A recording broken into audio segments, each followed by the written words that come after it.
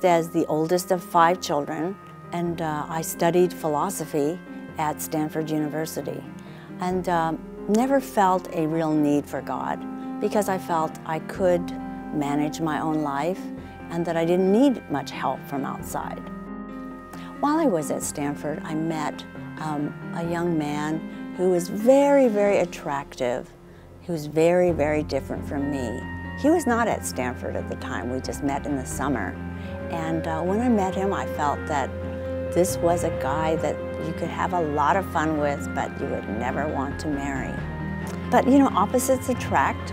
So even against my parents' wishes, for the first time in my life, I insisted on marrying him. It was in Germany that we actually were face to face with each other. We began to realize that there were so many differences. He was an extrovert, I was an introvert. He was emotional, I was more of a thinker. I liked to make decisions quickly. He wanted to put off decision making until the very last minute because he could come up with another option. So we began to fight over everything. I guess the initial attraction before marriage just changed after we were married, and we realized we would be stuck with one another. And so it was at that time in the Army, with only this one relationship that I had and I chose for myself, that I realized that I was not able or capable of managing this relationship. I actually just felt totally sick of it, and I wanted to get a divorce.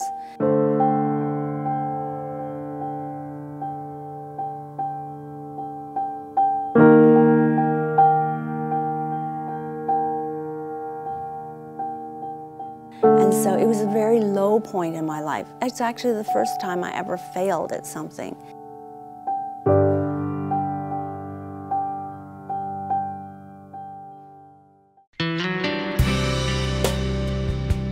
It was funny because just at this time when we were talking about getting a divorce, we met another couple. They were both teachers, June and David.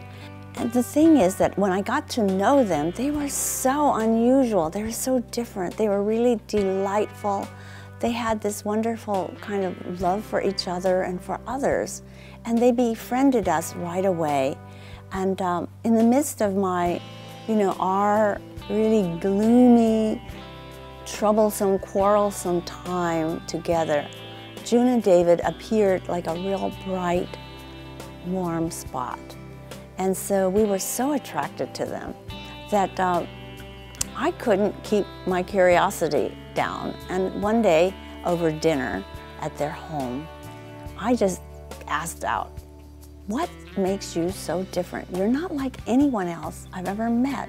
Well, they hesitated and they said, "Well, what makes us different is we have a personal relationship with Jesus Christ." I couldn't believe it because I thought they were supposed to be cool. They went to Berkeley, they were artists. How can somebody cool talk like this? So I asked them, "Are you sure that's the thing? Isn't there something else?" And they said, "No, this has actually changed our life dramatically, and we would love to talk to you more about it." I said, "Oh no, I don't want to talk about religion.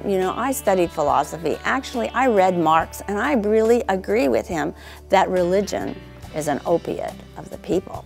And they said, "Well, that the God of the Bible actually says that he wants you to know him and he will make himself known to you. All you have to do is ask him. If you ask, he will answer. If you seek, he will be found. If you knock, the door will be open."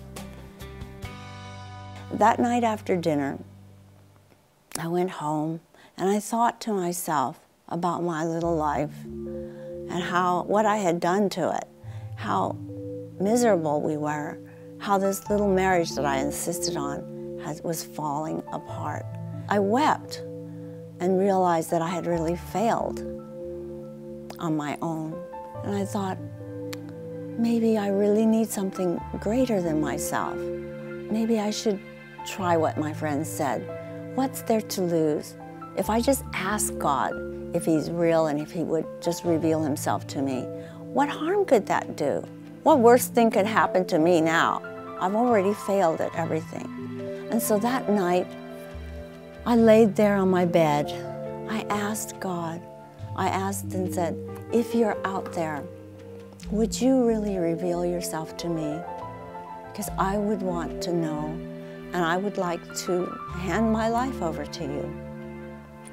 I suppose that was my first prayer, and I fell asleep. But in the morning, I began to have this feeling that maybe He is real. Maybe He does exist, like my friends say. And I started to feel this excitement in my heart grow. I felt like I was changing, and I went right to the mirror to see if I did. But actually, I looked the same. But I began to have this desire to find out, wait a minute, let's find out more about who this God is and who Jesus is. So I tried to find a Bible, and I started to read in the New Testament, Matthew, Mark, Luke, and John. As I started to read more about Jesus, I just began to really love Him. About 2 weeks later, our friends invited us to church, and I decided, yes, let me go. And I was able to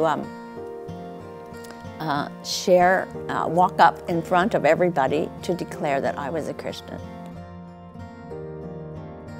That was a major change in my life. Within about 2 weeks after that, my husband also gave his life to Christ with our friends. And we began to discuss how God could make a difference in our marriage. We said, now we are still married, so maybe God has a reason for us to be married.